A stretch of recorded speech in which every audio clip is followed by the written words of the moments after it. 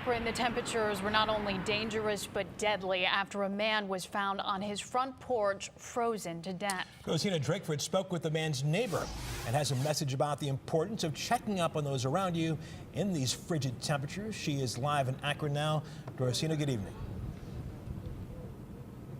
Good evening, Russ and Sarah. I'm standing in front of one of Akron's warming centers to keep people from out of these frigid temperatures. But first, we'll talk about a lesson that a lot of people can learn, a valuable lesson that took a man's life.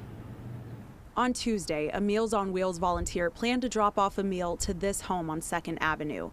But he found 64-year-old Darnell Wilson here on his front porch. In single-digit temperatures, he was frozen to death.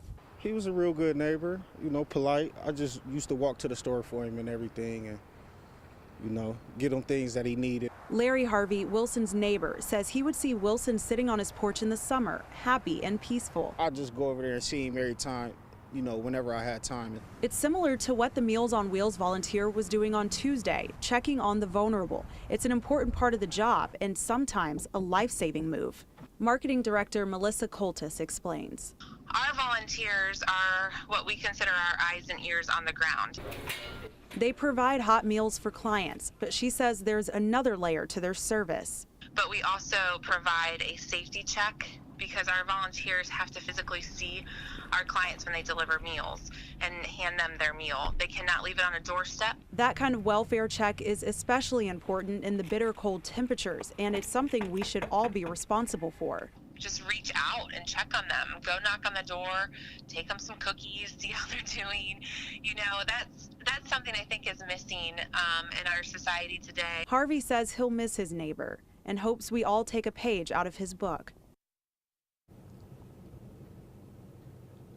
Meals on Wheels is always looking for volunteers. They say that they need people, especially in this weather, to take care of those who are most vulnerable. Now, we were talking about the warming centers earlier. This is one of those warming centers, and there are 4 in Akron, and they are actually extending their hours through Saturday so that people can survive in these brutally cold temperatures. You can see that information here on your screen about the locations of those centers.